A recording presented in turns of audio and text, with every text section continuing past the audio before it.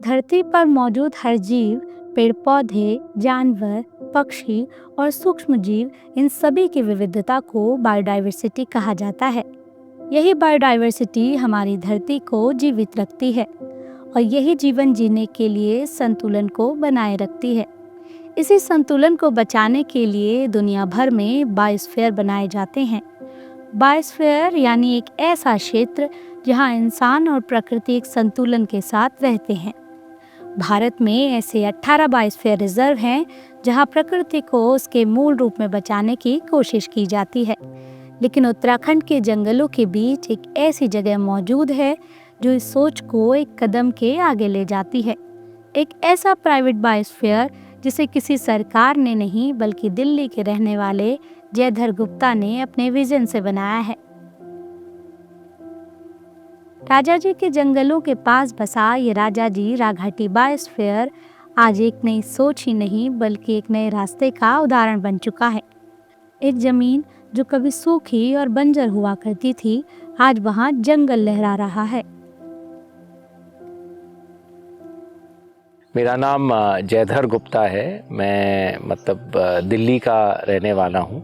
2013 में जब मेरे को अस्थमा हुआ और एक रियलाइजेशन हुआ कि ये इतना हमारा पर्यावरण खराब हो गया है कि जो मैं सांस ले रहा हूँ उस सांस में भी मेरे शरीर के अंदर हर सांस के साथ जहर जा रहा है। तो मेरे को एक पर्सनल मोटिवेशन हुआ कि कुछ बदलाव करने की कोशिश करें। तो 2013 से 2021 8 साल मैंने किया। मैं दिल्ली सरकार के एयर पोल्यूशन टास्क फोर्स पे भी था। पर एक बार जब कोविड हुआ तो ये रियलाइजेशन हुआ कि ठीक है, अगर शहर में हमसे जो एमिशंस हैं वो कम नहीं हो रहे तो मैं क्यों ना एक कार्बन सिंक बनाऊं। ये इस तरह के बायोडाइवर्सिटी एक ये वायु को शुद्ध करता है। तो मेरा ओरिजिनल थॉट बहुत सिंपल था कि कान ऐसे नहीं पकड़ा जा रहा तो ऐसे पकड़ ले, कि अगर मेरे से शहर में लोगों को नहीं समझाया जा रहा कि शुद्ध हवा की क्या वैल्यू है हमारे लिए, हमारे बुज़ुर्गों के लिए, हमारे बच्चों के लिए जो खेल नहीं पा रहे हैं और खेल रहे हैं तो जहर जा रहा है उनके शरीर में। जब मेरे को मैं फेल हो गया एक तरह से, तो ये मेरा एक प्लान बी है कि चलो यहाँ मेरे से प्रदूषण कम नहीं हो रहा तो मैं कार्बन सिंक बना देता हूँ, हवा तो शुद्ध हो ही जाएगी। शहर में जब बदलाव मुश्किल लगा तो जय ने रास्ता बदल दिया। एक ऐसा रास्ता जहाँ वो सीधे प्रकृति के साथ काम कर सकें। और यहीं से शुरू हुई राजाजी के जंगलों के पास एक नई शुरुआत, जो एक सूखी जमीन से जंगल की तरफ बढ़ती गई। तो यहाँ हम उत्तराखंड में राजाजी राघाटी बायोस्फीयर ये प्रोजेक्ट है 2021 में हमने शुरू किया था। तो यहाँ हम एक इकोलॉजिकल रेस्टोरेशन कर रहे हैं।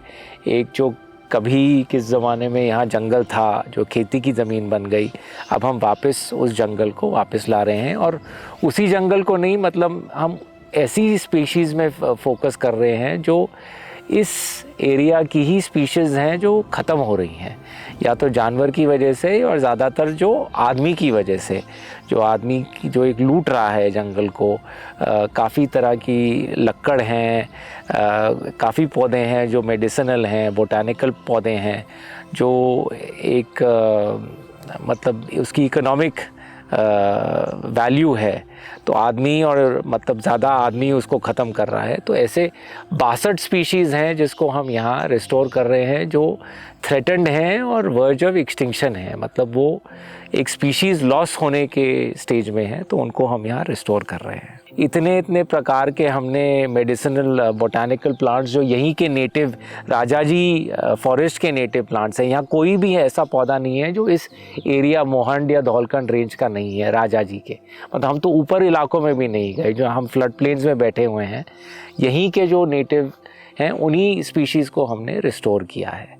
और एक ऐसे रिस्टोर किया है कि हमारी नर्सरी में अब ये सब पौधे, बीज, सब सीड बैंक हमने बना लिया है। फ्यूचर जनरेशन्स को हमने सिक्योर कर दिया है कि ये 62 स्पीशी एक्सटिंक्ट नहीं होंगी। जय का ये जुड़ाव प्रकृति के साथ अचानक नहीं हुआ था। इसकी शुरुआत बचपन से ही हो चुकी थी, जब एक छोटा सा अनुभव जिंदगी की नई दिशा तय कर गया। मेरी स्टडी तो एक्चुअली 6 साल की उम्र में ही शुरू हो गई थी, जब मेरे माता पिता मेरे को पहली बार जिम कॉर्बेट पार्क लेके गए थे। तो वो एक तरह से एक झटका भी था, एक सदमा भी था, मतलब पॉजिटिव वे में, कि मेरे को लगा मैं जन्नत में आ गया हूँ। तो मेरे ख्याल से वो 6 साल की उम्र से ही एक जो ओरिएंटेशन होता है नेचर की तरफ, पर्यावरण की तरफ, एक सेंसिटाइजेशन होता है कि कोई भी चीज़ अगर गलत हो रही है, जैसे हम कर ही रहे हैं, गाँव में भी, शहरों में भी, हर जगह कचरा है, हम नदी को माँ माँ माँ बोल के उसी में, मतलब टॉयलेट भी वहीं जा रहे हैं, अपने शवों को भी उसी में, प्लास्टिक भी उसी में, मतलब सारा कचरा जो है शहरों का, गाँव का, हमारी नदियों में जा रहा है। तो ये सब मेरी आँखों को बहुत लगता है। तो एक आप ये भी सोच सकते हैं कि मैं, मतलब एक शहर से मैं थक गया हूँ। मैं अमेरिका में कॉलेज गया था, तो वहाँ भी मैंने एनवायरमेंटल, पर्यावरण का ही साइंस पढ़ा था 4 साल के लिए। तो एक सेंसिटाइजेशन तो 6 साल की उम्र से ही शुरू हो गया था, और मैं बचपन से, मतलब मैं कहूँ कि 12 साल से 18 साल की उम्र मैं राजा जी और जिम कॉर्बेट में ही बड़ा हुआ हूँ। जिस जमीन पर ये काम शुरू हुआ वो शुरुआत में छोटी ज़रूर लगी, लेकिन वहाँ काम करना आसान नहीं था। जैसे जैसे काम शुरू हुआ उसकी असली चुनौतियाँ सामने आने लगी। ये 32 एकड़ ज़मीन है। देखा जाए तो जो 900 स्क्वायर किलोमीटर का राजा जी टाइगर रिजर्व है, मतलब हम तो एक डस्ट का पार्टिकल है उसके साइज़ के कंपेयर से। बट जब मैंने ज़मीन ये ख़रीदी थी तो लग रहा था कि बहुत छोटी है। जब हम इसमें काम करने लगे तो लग रहा था अरे बाप रे, ये तो मतलब इतनी बड़ी है, मतलब ये कैसे होगा, और इस ज़िंदगी में, इस लाइफ टाइम में होगा कि नहीं होगा। और फिर शुरू हुआ एक तरीके का संघर्ष, जहां हर दिन जंगल को वापस लाने की लड़ाई लड़ी जा रही थी। मतलब एक तरह से हम युद्ध पे हैं कि हम कोई भी नॉन नेटिव स्पीशी को इस बायोस्फीयर के अंदर आने नहीं देते। और एक हमारा फोकस भी काफ़ी है प्योरिटी पे, रेन वाटर हार्वेस्टिंग पे। हम एक भी बूंद पानी जो हमारी ज़मीन पे गिरता है उसको बाहर नहीं जाने देते।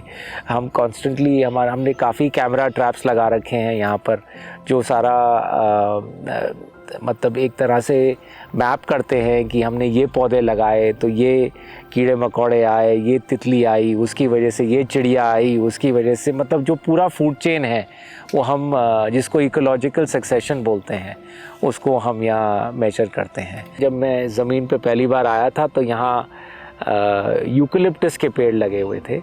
तो मतलब ये उस पर भी मैं थोड़ा बात करना चाहता हूँ कि क्योंकि हमारे लैंड ओनर्स और हमारे किसान भी जो ये मोनोकल्चर, जो एक फसल की लगाते हैं ज़मीन पे, चाहे वो पॉपुलर के पेड़ हों या यूकलिप्टस के पेड़ हों, तो पहले तो ये यहाँ के नेटिव पेड़ हैं नहीं। दूसरा, मैं यूकलिप्टस, जैसे इस ज़मीन पे यूकलिप्टस था तो सबसे पहले तो मैंने, मतलब मेरी रजिस्ट्री के 5 या 7 दिन के अंदर अंदर इस ज़मीन से 4000 यूकलिप्टस के पेड़ हटाए, क्योंकि ये ज़मीन इतनी सूखी है। मतलब यूकलिप्टस पेड़ वहाँ लगाते हैं जहाँ वेटलैंड्स हों, जहाँ स्वैम्प हो, पानी को सोक करने के लिए।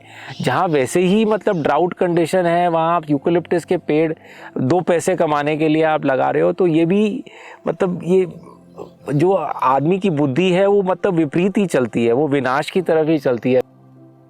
जय का मानना है जब इंसान सही दिशा में काम करता है तो प्रकृति भी उसका साथ देती है। धीरे धीरे ये जंगल फिर से जिंदा होने लगे, जिसका नतीजा था कि यहाँ जानवर फिर से दिखने लगे। जैसे चिड़िया भी अपने पॉटी से, या मधुमक्खियाँ है क्रॉस पॉलिनेशन से, या तितलियाँ हैं मड पूलिंग से, मतलब हवा से भी बहुत, मतलब बीज यहाँ आते हैं। हर बारिश में हम देखते हैं कि मतलब यहाँ एकदम से खिल जाता है। जो मतलब हमने जो मेहनत की है वो तो ऊपर मतलब उठती ही है, बट जो कुदरत की भी मेहनत है, जो हवा से, जानवरों से जो चीज़ें यहाँ आ जाती हैं, तो मतलब एक मन खुश हो जाता है कि हम इतना कर रहे हैं और मतलब कुदरत इतना कर रही है। तो यहाँ जो हमें जानवर जो मतलब एक हर रोज़ जो देखने को मिलता है वो है एक तो सयाली जो पोर्क्यूपाइन है वो हमारे पेड़ों के सारे वो रूट्स खा जाती है। उसके बाद जंगली सूअर, चीतल, सांबर, नीलगाय, हाथी, गुलदार और गीदड़, ये तो हमें हर रोज़ देखने को मिलता है, ठीक है ना। उसके बाद जो एनिमल जो रेयर हैं वो है भालू और शेर, बाघ। हर काम के पीछे एक सोच होती है और जय की सोच के पीछे एक फिल्म थी अवतार। इसी के कारण ये जगह आज बायोडाइवर्सिटी का एक मजबूत उदाहरण बन चुकी है। जो वो अवतार मूवी है वो मेरा सपना है कि वैसे जीना है कुदरत के साथ, जिसमें मतलब खाली पौधे, पेड़ पौधे ही नहीं, उसमें हाथी, गुलदार, मतलब सब चीज़ को इसका फ़ायदा मिलना चाहिए। मैंने करीब 34 या 35 बार देखी है, तो मैं उस पिक्चर से बहुत इंस्पायर्ड हूँ, था भी और हूँ भी। मतलब जेम्स कैमरन ने जिस तरह एक नावी जो ट्राइब है, जो एक तरह नावी जो गुज्जर हैं उस पिक्चर में, उनका जो रिलेशनशिप नेचर के साथ दिखाया, जो एक प्योर रिलेशन और जो एक कनेक्शन दिखाया, तो मतलब काफ़ी मैं उससे प्रभावित हुआ। पेड़ों की अगर हम बात करें तो हमारे पास यहाँ करीब 82 स्पीशीज़ हैं पेड़ों की। श्रब्स की करीब 30-35 स्पीशीज़ होंगे श्रब्स की, और ग्रासेस तो जितने भी वाइल्ड ग्रासेस हैं मोहंड और धौलकन रेंज की, वो सभी हम यहाँ मतलब प्रमोट करते हैं। तो मैं कॉन्फिडेंस से कह सकता हूँ कि राजा जी एक नॉर्थ इंडिया का सबसे बायोडाइवर्स फॉरेस्ट है, और ये जो बायोस्फीयर है ये एक सबसे रिच पार्ट है राजा जी नेशनल पार्क का। मतलब जितनी ये एक बायोडाइवर्सिटी हॉटस्पॉट है। भांग का पौधा जो है वो यहाँ का नेटिव पौधा है, तो जो भी चीज़ यहाँ नेटिव है, जैसे ये भी है करी पत्ता है, ये भी यहाँ का नेटिव श्रब है। तो जो भी नेटिव चीज़ है उसको हम नहीं छूते, क्योंकि वो यहाँ की कुदरत है। जो यहाँ की कुदरत नहीं है, कांग्रेस ग्रास है, अमेरिकन तुलसी है, लंटाना है, तो इन चीज़ों को हम मतलब हमारे पास मतलब पूरे साल 6 जनों की टीम है जो एक तरह से एक युद्ध लड़ रही है बाउंड्री पे, और अंदर भी ये चीज़ें हम अपनी ज़मीन से निकालते रहते हैं। जय के राजाजी राग घाटी प्राइवेट बायोस्फीयर का ये सफ़र यहीं ख़त्म नहीं होता। ये एक मॉडल है जिसे और जगहों पर ले जाने की तैयारी की जा रही है, और इसी इकोसिस्टम को बचाने के लिए यहाँ कुछ सख्त नियम भी बनाए गए हैं।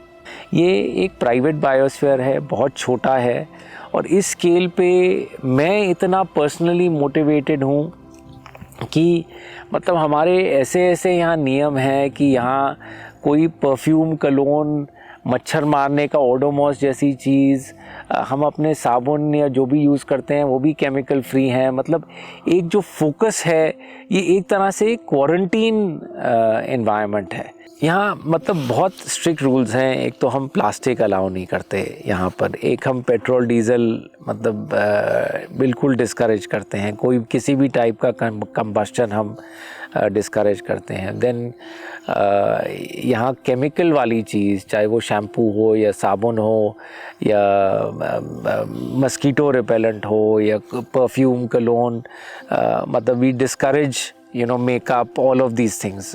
It is not promoted here. किसी भी तरह का केमिकल पानी में डालना, कोई भी यहाँ चीज़, जैसे मेरे को मतलब आम, जामुन, ऐसी चीज़ों का बहुत शौक़ है, उसके बीज को कैसे डिस्पोज करना है, we are very conscious about it. नहीं तो मतलब आपने जामुन खाया या आम खाया और बीज को फेंक दिया तो वो पेड़ आ जाएगा, वो भी नॉन नेटिव है, मतलब आम यहाँ का नेटिव पेड़ नहीं है।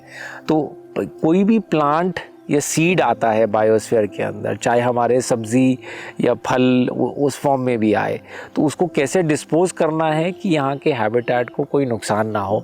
इस जंगल को बचाने में जय के अलावा एक और किरदार भी है जो इस जंगल को सिर्फ संभालता ही नहीं बल्कि जीता भी है, और इस किरदार का नाम है निक्कू, जिसका रिश्ता जंगल से काम का ही नहीं बल्कि ज़िंदगी का भी है। मेरा नाम निक्कू है, नेक मोहम्मद बोलते हैं मुझे, निक्कू बोलते हैं, नेक मोहम्मद है मेरा नाम। पहले हम राजाजी नेशनल पार्क के अंदर रहते थे जंगल में, वहाँ से निकले हमने सन 2016 के लास्ट में निकले थे। फिर हम ऐसे ही वहाँ बीच में जहाँ टपरी है वहाँ पड़े थे। हमें थोड़ा से हमारा बचपन बाप दादे पीछे जंगल में से रहते हैं, जंगल से हमें मोहब्बत भी थोड़ी सी ज़्यादा है, हमें ना जंगल से प्यार ज़्यादा लगता है। जैसे कोई बोलता है कि दिल्ली चले जाओ, कहीं भी शहर में चलो, हमारा मन नहीं लगता। वो जंगल से प्यार है और इसी जंगली में काम कर रहा है। इसका एक दफ़ा इसी शौक है, सब पेड़ ऐसे हो जाए जैसे वो पेड़ है, ऐसा पेड़ हो जाए, बीच में पैदल के रास्ते हो, और बहुत ही अच्छा लगता है पेड़ों का ऐसा ना, पेड़ों के नीचे से निकलते हुए बहुत ही अच्छा लगता है। और हमारा डंगरों का घेर होता था, तो उन घेर के चारों तरफ पापा पेड़ लगाता था और उसमें झाड़ियाँ बांध के और गड्ढा करके, और सुबह शाम उन्हें पानी देता था। वो वहीं से सीख लिया। फिर उससे बाद राजा जी नेशनल पार्क के अंदर प्लांटेशन बनते हैं, और पापा मजदूरी पे जाता था। मैं छोटा सा था, उसके साथ भी जाता था मजदूरी, और प्लांटेशन में काम करा था। छोटे छोटे पेड़ों का काम करता था, पापा करता था, मैं देखता था। मैं छोटा सा पानी, बस खालिश पानी दे पापा, पेड़ यो है, यो पेड़ यो है, यो इस पेड़ की हो जाती है, इस पेड़ की हो जाती है, इस पेड़ की पत्ती इतने टाइम में जल्दी झड़ जाती है, इसकी ज़्यादा रुकती है। ये हमें पूरी नॉलेज है। जैसे वो खरबट है, देखो नए पत्ते रहने जा रही है ना, इनके पुराने पत्ते जा रहे हैं, अब साथ के साथ नहीं आ रहे हैं। अब खरबट को झड़े हुए को 2-3 महीने हो गए, अभी मोल नहीं आई, अभी इसके अगले महीने में मोल आनी है उन पर। ये हमें सब पता रहता है। यो पता भी रहता है हमें अजय, जैसे गाय भैंस जानवर किस किस पत्ती को खाती है, कौन सी प्रकाश की खाती है, ये भी हमें पता है। किसी स्कूल में पढ़ाई नहीं करी हमने। और ये आज इन्हें देख के और पापा को अपना को देख के वो करता है, और वही हमारा रवैया बन रखा है। जितना फ़ायदा जंगल में है इतना किसी चीज़ में नहीं। मुझे तो अच्छा जंगल ही लगता है। शायद यही फ़र्क है देखने और जीने में। किसी के लिए जंगल एक जगह है, लेकिन किसी के लिए पूरी ज़िंदगी। और जब इंसान प्रकृति के साथ ही नहीं बल्कि प्रकृति के लिए जीने लगे, तभी बनता है एक असली बायोस्फीयर।